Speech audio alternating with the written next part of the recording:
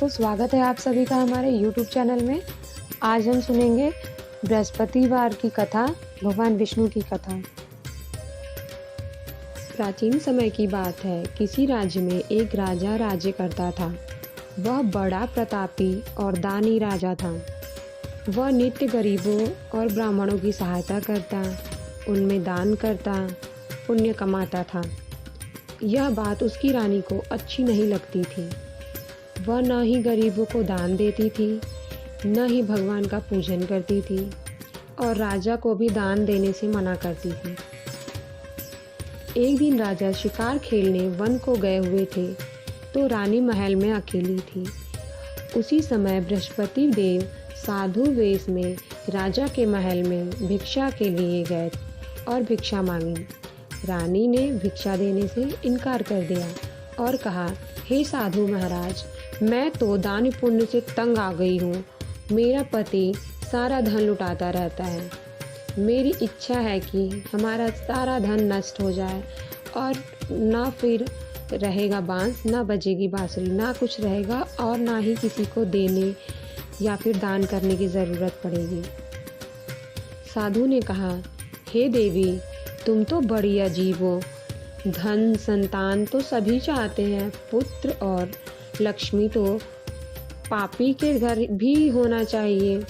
यदि तुम्हारे पास अधिक धन है तो आप भूखों को भोजन कराओ, प्यासों के लिए प्याऊ लगवाओ, मुसाफिरों के लिए धर्मशालाएं खुलवाओ। जो निर्धन एवं कुंवारी कन्याएं हैं उनका विवाह नहीं हो सकता, उनका विवाह करा दो। ऐसे और कई काम हैं जिनके करने से तुम्हारा यश लोक परलोक में फैलेगा और तुम्हारा बहुत नाम होगा। परंतु रानी पर उपदेश का कोई प्रभाव नहीं पड़ा। वह बोली, महाराज, आप मुझे कुछ न समझाएं। मैं ऐसा धन नहीं चाहती जो हर जगह बांटती फिरूं। साधु ने उत्तर दिया, यदि तुम्हारी ऐसी इच्छा है तो तथास्तु। तुम ऐसा करना कि बृहस्पतिवार को घर लीपकर पीली मिट्टी से अपना सिर धोकर स्नान करना, भट्टी चढ़ाकर कपड़े धोना। ऐसा करने से आपका सारा धन नष्ट हो जाएगा। इतना कहकर वह साधु महाराज वहाँ से आलोप हो गए, वहाँ से चले गए। जैसा वह साधु बोलकर गए थे वैसा ही रानी ने किया। 6 बृहस्पतिवार ही बीते थे कि उनका समस्त धन नष्ट हो गया और भोजन के लिए दोनों तरसने लगे, सांसारिक भोगों से दुखी रहने लगे।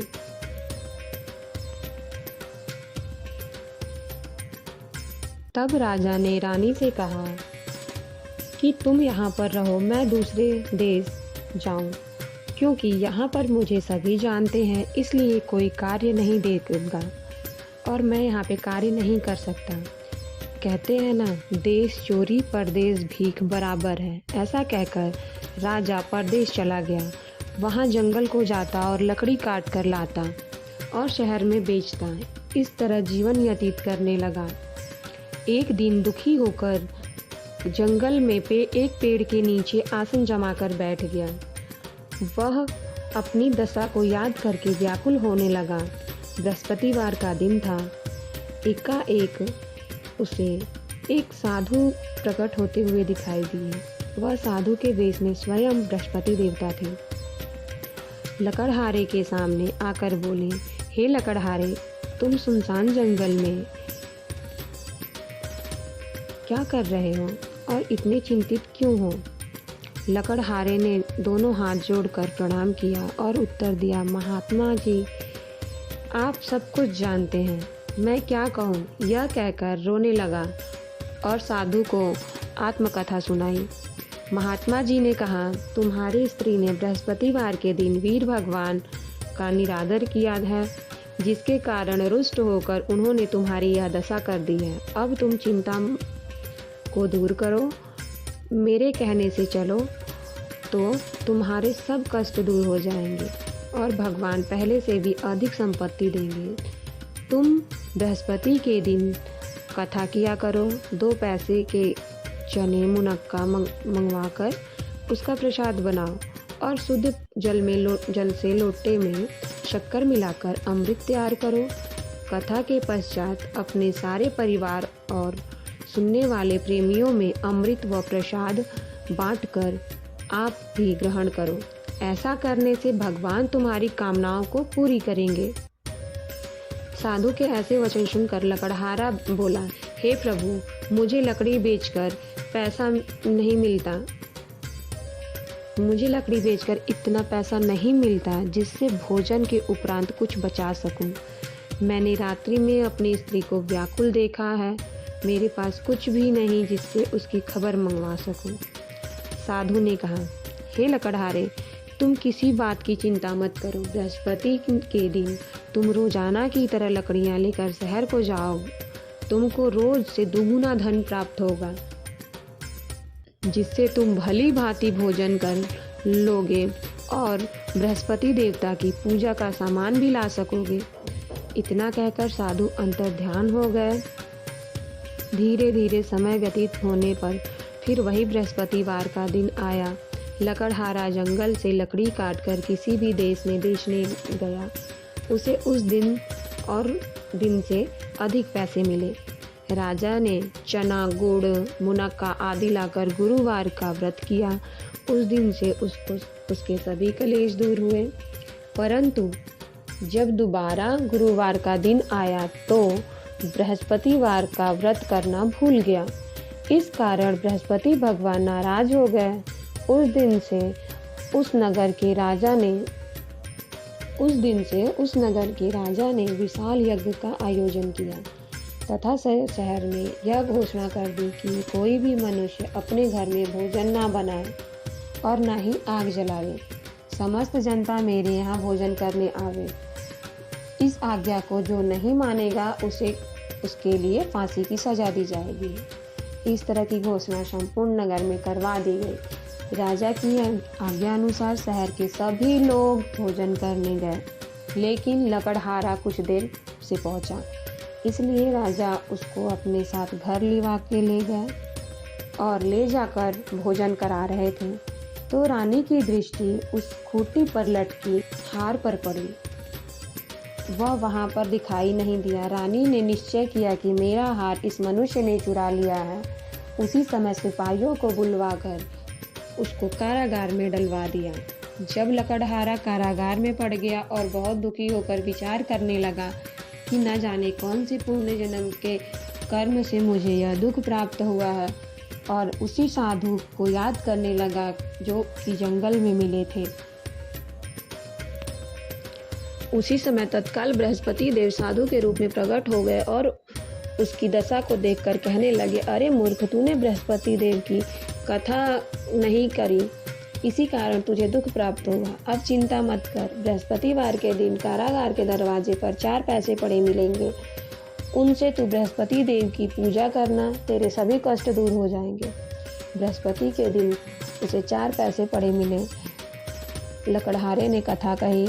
उसी रात्रि को बृहस्पति देव ने उस नगर के राजा को स्वप्न में कहा, हे राजा, तुमने जिस आदमी को कारागार में बंद किया है वह निर्दोष है, वह राजा है, उसे छोड़ देना। रानी का हार उसी खूंटी पर लटका है। अगर तू ऐसा नहीं करेगा तो मैं तेरे राज्य को नष्ट कर दूंगा। इस तरह रात्रि के स्वप्न को देखकर राजा प्रातःकाल उठा और खूंटी पर हार देखकर लकड़हारे को बुलवाया, उससे क्षमा मांगी तथा लकड़हारे को योग्य सुंदर वस्त्र आभूषण देकर विदा करा।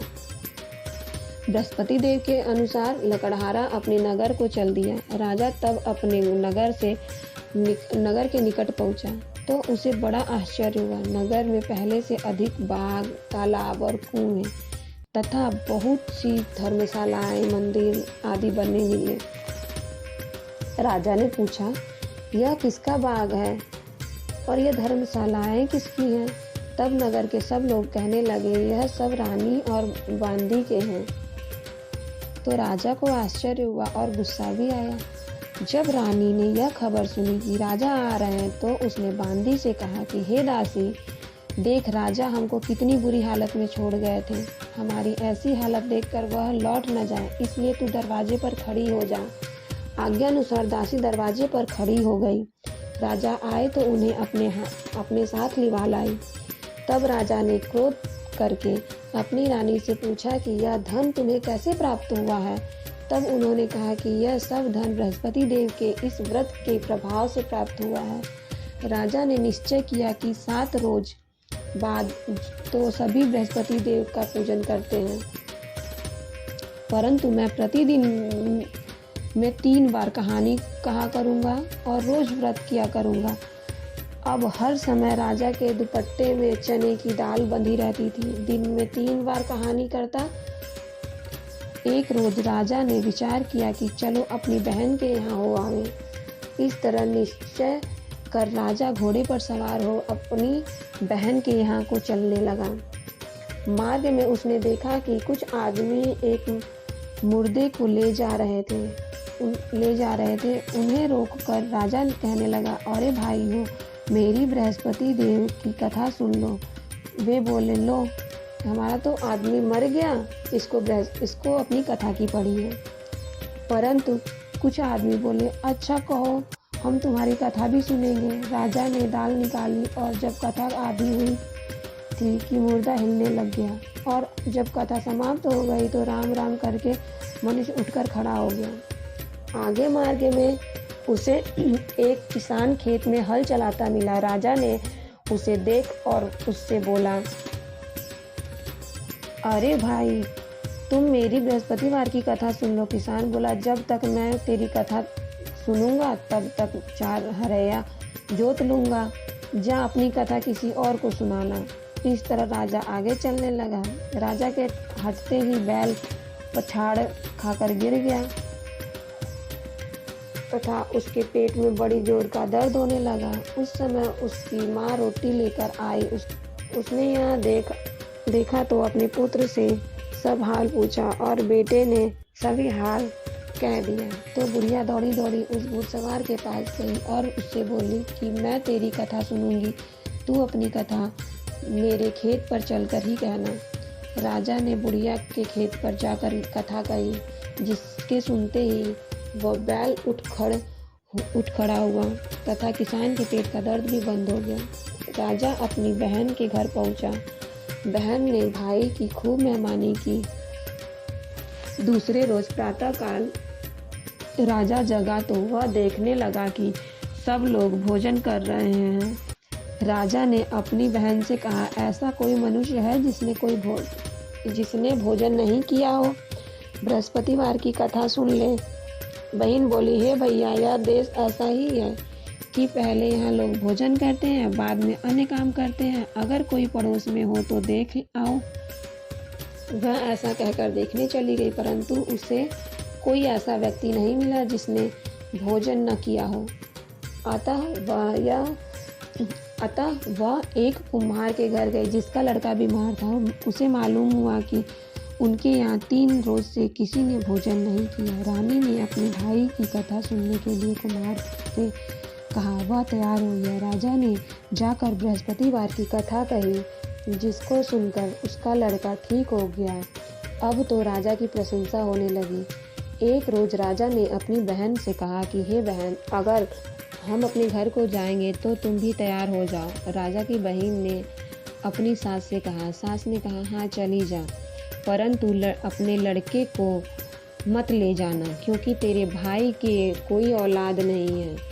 बहन ने अपने भैया से कहा, हे भैया, मैं तो चली आऊँगी, पर कोई बालक नहीं जाएगा। राजा बोला, जब कोई बालक नहीं जाएगा तो तुम क्या करोगी? बड़े दुख मन से राजा अपने नगर को लौटा।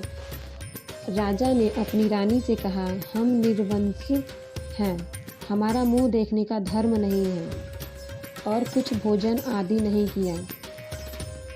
रानी बोली, हे प्रभु, बृहस्पति देव ने हमें सब कुछ दिया है, हमें औलाद अवश्य देंगे। उसी रात को बृहस्पति देव ने राजा के स्वप्न में कहा, हे राजा, उठ, अब सभी सोच त्याग दे, तेरी रानी गर्भ से है।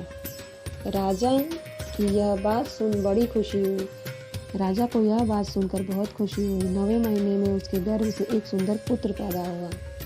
तब राजा बोला, हे रानी, स्त्री बिना भोजन के रह सकती है, बिना कहे नहीं रह सकती। जब मेरी बहन आवे तुम उससे कुछ कहना मत, रानी ने सुनकर हाँ कर दिया। जब राजा की बहन ने यह शुभ समाचार सुना तो वह बहुत खुश हुई तथा बधाई लेकर अपने भाई के घर आई। तभी रानी ने कहा, घोड़ा चढ़कर तो नहीं आई, गधा चढ़ी आई। राजा की बहन बोली, भाभी मैं इस प्रकार न कहती तो तुम्हें औलाद कैसे मिलती। बृहस्पति देव ऐसे ही हैं, जैसे कि जिसके मन में कामनाएं हैं सभी को पूर्ण करते हैं। तो सद्भावना पूर्वक बृहस्पति भगवान का व्रत करता है, जो सद्भावना पूर्वक बृहस्पति भगवान का व्रत करता है एवं कथा पढ़ता है अथवा सुनता है, दूसरों को सुनाता है, बृहस्पति देव उसकी मनोकामना पूर्ण करते हैं। भगवान बृहस्पति देव उसकी सदैव रक्षा करते हैं। संसार में जो मनुष्य सद्भावना से भगवान जी का पूजन व्रत सच्चे हृदय से करते हैं तो उनकी सभी मनोकामनाएं पूर्ण करते हैं। जैसे सच्ची भावना से रानी और राजा ने उनकी कथा का गुणगान किया तो उनकी सभी इच्छाएं बृहस्पति देव जी ने पूर्ण की थी। इसलिए पूर्ण कथा सुनने के बाद प्रसाद लेकर जाना चाहिए। हृदय से उसका मनन करते हुए जयकारा बोलना चाहिए। बोलो बृहस्पति देव की जय, भगवान विष्णु की जय। अब हम आरती करेंगे। ओम जय बृहस्पति देवा, स्वामी जय बृहस्पति देवा। छिन छिन भोग लगाऊं, छिन छिन भोग लगाऊं, कदली फल मेवा। ओम जय बृहस्पति देवा, प्रभु जय बृहस्पति देवा। तुम पूर्ण परमात्मा, तुम अंतर्यामी, प्रभु तुम अंतर्यामी। जगत पिता जगदीश्वर, जगत पिता जगदीश्वर, तुम सबके स्वामी। प्रभु जय बृहस्पति देवा। ओम जय बृहस्पति देवा। चरणामृत निज निर्मल सब पातक हरता, प्रभु सब पातक हरता। सकल मनोरथ दायक कृपा करो भरता। ओम जय बृहस्पति देवा, प्रभु जय बृहस्पति देवा। तन मन धन अर्पण कर जो जन शरण धरे, प्रभु प्रगट तब होकर आकर द्वार खड़े। ओम जय बृहस्पति देवा, प्रभु जय बृहस्पति देवा।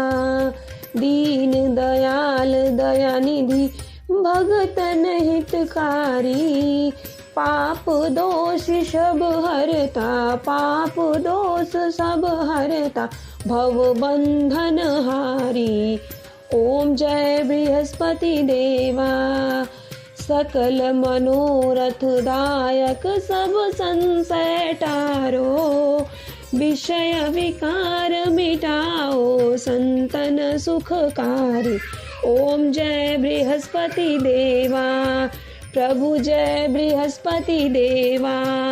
जो कोई आरती तेरी प्रेम सहित गावे, हे गुरु मन को लगा के गावे। कष्ट हरो तुम उनके, मन इच्छित फल पावे। ओम जय बृहस्पति देवा, प्रभु जय बृहस्पति देवा। बोलो बृहस्पति भगवान की जय, बोलो गुरुवार भगवान की जय, बोलो विष्णु भगवान की जय। अगर वीडियो अच्छी लगी हो तो लाइक शेयर सब्सक्राइब करना ना भूलें। धन्यवाद।